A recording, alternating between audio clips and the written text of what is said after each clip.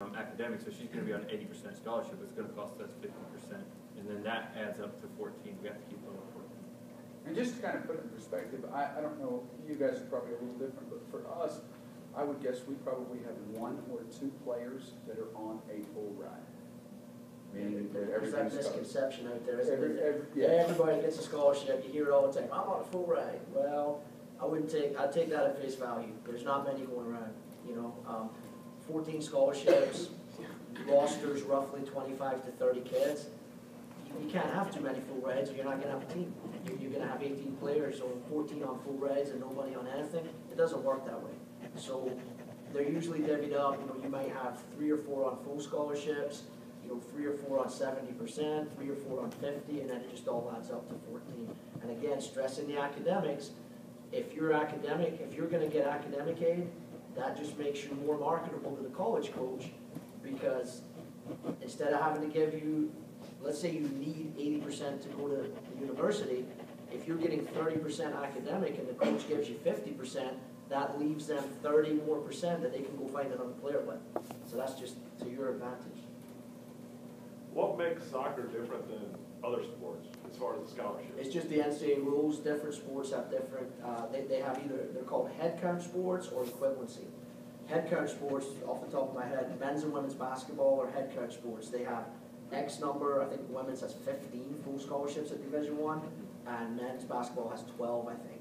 Football, I believe, has 85, if I'm not mistaken. It's a full scholarship or walk-on. Other sports such as soccer, men's and women's soccer, tennis, I'm not sure about golf, softball, track, we're called equivalency sports. We get X number of scholarships and we can divvy them up amongst our squad. It's financial. I mean, they're not gonna, we need, probably on a soccer program, guys, you need maybe 24 players on your roster. Each school can't afford to give you 24 full scholarships, somebody has to pay for them. So they're not gonna go in and go, okay, you can have 24 full scholarships like they do in football. So they say, okay, we'll give them 14 and they can build their roster on that 14. That's in essence how it works. That's why it's important to look for outside sources. Correct. Absolutely. Anything you can get out with soccer makes it easier for us to afford your kid to come to our school. And to be honest, the biggest problems I see are parents and kids that wait until that senior year, and then the reality kind of kicks in and, oh, wait a minute, this is a $30,000 a year school. I'm getting maybe a 25% scholarship. Where am I going to come up with this other $20,000? That is where we mean by being diligent and starting early and looking at all the different options that are out there. I think it's essential. Yes. I hear a lot from different parents and stuff like that. Of course, my daughter's in the 8th grade now, but you know, they won't ever get scholarships unless they're playing competitive soccer.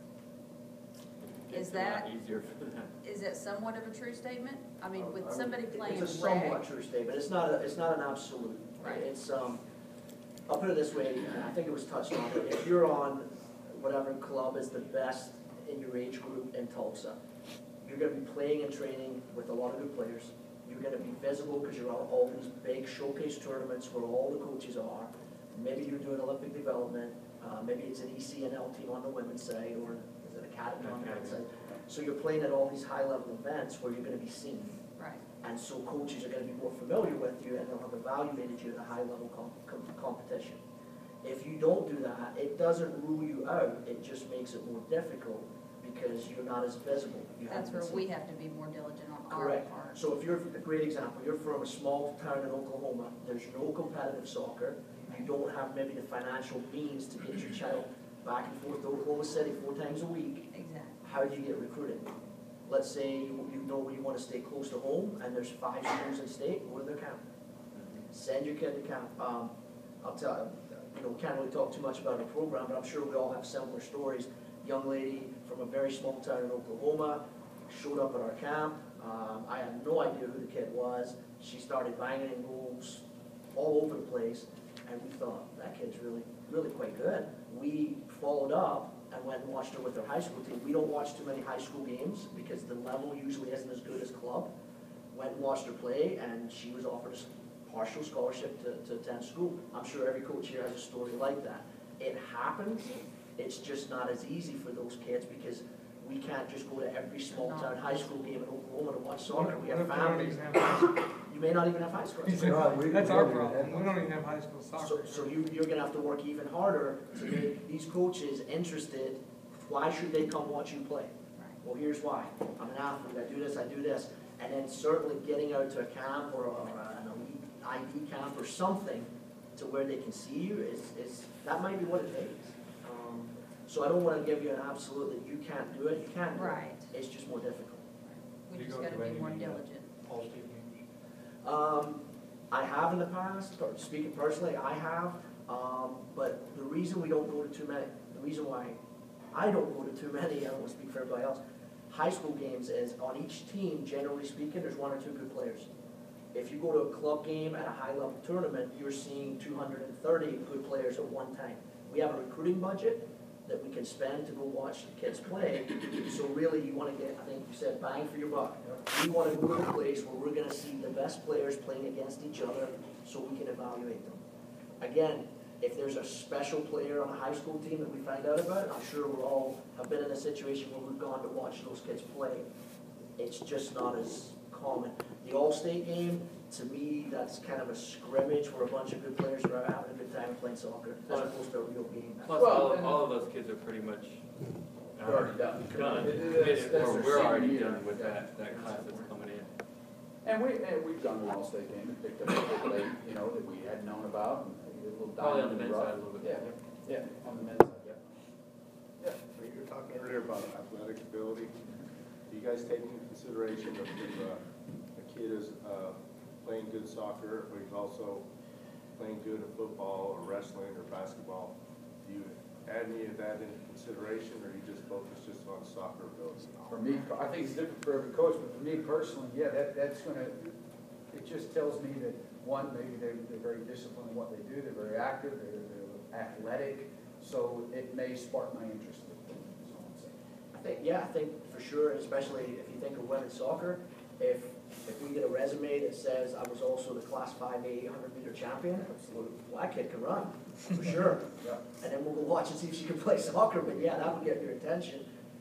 Being a good pitcher at softball probably doesn't translate to soccer quite as much, so it might depend on the sport too. I'm a goalkeeper and I'm 6'5" playing basketball. Yeah, Absolutely. we'll probably take a look at it. Great example. Any other questions? I have a player that's homeschooled. How would that be like an admissions question as far as transcript and things like that? Great question. Yeah, admissions, we've had several kids that, well, not several, but we've had kids that have been homeschooled that we've got in our. So the admissions for each school would go through what accreditation group does the homeschooling, and they'll work out the schedule to make sure they graduate on time, or even one of the girls that we've recruited plans to graduate early, she's able to get it done early for the Back in the back. Well, I really want to know, I want to go to school, finish high school, go to college, but really, I would really want to know how I would go pro in England. Great question. I mean, the men's side, I'm not as familiar, but to me, there's different avenues. One avenue is to go through college. If you play high-level college, theoretically, if you do very well, you could get drafted by the professional teams, and they watch the college games, and they figure out who the best kids are and draft them. The other way would be depending on what club team you're playing on. Theoretically, if you're an elite club player, you can skip college and go right into the MLS sort of academy leagues and reserve teams and stuff. But we're talking about a very small percentage of players who are going to do that. It's a very difficult thing to do. Well, I think it's similar to what we're talking about. It's a recruiting process, and you want to put yourself in the best position to be seen. So obviously, playing at a high level in college is going to give you an opportunity to do that. Doesn't mean that if you play for Rogers State, you can't get there, but it's going to be a little bit more difficult road. You know what I'm saying? We just sent 2 kids to the MLS Combine here recently, and then also to a USL Combine in Florida a couple weeks ago. And these are all-American type NAIA players, and they got there, and there was 200 other kids that were every bit as good, if not better, you know? And so how do you get yourself seen by them? Getting out, getting to those combines, putting yourself in a program that's maybe more, I hate to use the term more reputable, but obviously if you're playing on a national championship caliber collegiate team, you're gonna have an opportunity to do that. Train. Any other questions? My son's a junior this year. I kind of waited a little too long, but he's starting to gain interest in wanting to go farther in soccer. What would be the best thing to do, like this summer, getting in a lot of camps, or? We're at the recreational level. Yeah. I mean, we have no high school team nearby, so he's been playing since he's 4, but. I think you just get them playing as much as you possibly can, whether it's camps, private training. And would it be recommendation for me to tell him to stay in track? Because that's what y'all were just saying. I don't think That that's that's because I mean, he's fast, but he doesn't like to go to the track meets. He's like, well, I don't mind the practices. I'll run all day. But he goes, I just don't want to go to the track. I'm like, why? Yeah, but that's just. Yeah. He's not worried about the awards and stuff. He's just like, I just do it. Well, and I think for you guys then, you need to talk to them about narrowing down, do you want to stay close to home? Okay, if that's a yes, all right, that narrows it down. Okay, realistically, can you go play at the University of Tulsa men's program coming from a recreational, non-competitive level? Probably not. I'm not gonna say you can't, but probably not. Okay, so let's look at some others, some D2, NAIA, junior colleges. Let's get some emails out to them, find out where they're gonna be watching games. Maybe you could get them to guest play on the club team in a tournament. I think Roger or someone mentioned that earlier. Are we gonna practice? Yeah, or just come to practice with the club team, get some of those coaches out to see them play.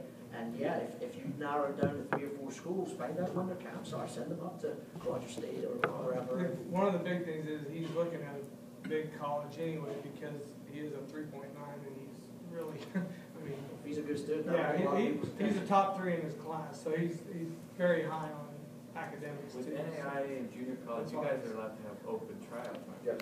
So could Kid can come up any day, and you can call an NAI junior college, you can call them anytime, can I come up and work out with the program?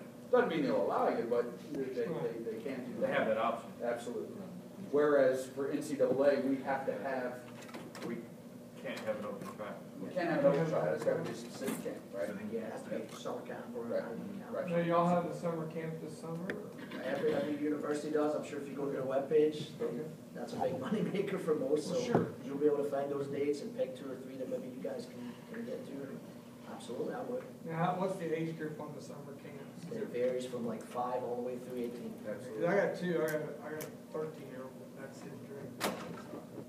Absolutely. So find a couple of schools that will do some camps. And the other thing to look for is, there might be a camp at Roger State, and you may look and say, wow, they bring in 4 or 5 other college coaches to that camp. So you're not just going to be seen by one coach, you're going to be seen by 5 or 6 coaches, and you want to maximize your exposure because you're going to pay some money to go to that camp. I think that's a great point. All these camps, most of these coaches all kind of work circuits and different camps, and I think that's a great way to get to see, find out what coaches are going to be there. So, Yes. Where do we find the NCAA rules?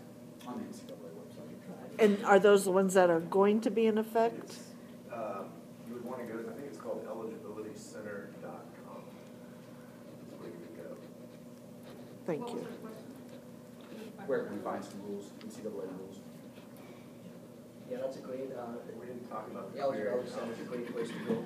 If you just type in NCAA eligibility center in a search, I'm sure it'll come up, and they have, links all over about what you can and can't do, and what coaches can do, and what grades you need to get to be eligible, and all those kind of things. And also walk you through the process, because you have to go through the eligibility center before you can play in college. Yeah, and that was, whoever had asked about the homeschooling, that's actually a process that you want to start earlier rather than later. We get a lot of homeschool kids at Oral Roberts University, and the process of getting them through the eligibility center process sometimes can be a little more tricky. I don't remember who asked that question, if that's something you would keep up with. So, like our rec team is good enough to do competitive tournaments. We've actually went to a few. So it would benefit us to continue going to those. Oh, absolutely. Yeah, absolutely. And as a coach or a parent, if you're going to a tournament, send emails to some of the local coaches in that area and let them know, hey, we're going to be at this tournament. It's a great chance for you to see our kids play. Absolutely. As I said in the beginning, I truly believe that there is a program out there for for everyone. You've just got to be diligent in finding out what is a great fit for you. We're going to stick around. We're supposed to do a college panel from 3 to 4. But I have a feeling it's going to be with the same group for the most part. So we'll stick around and answer any more questions beyond that. But I appreciate everybody's time in coming today.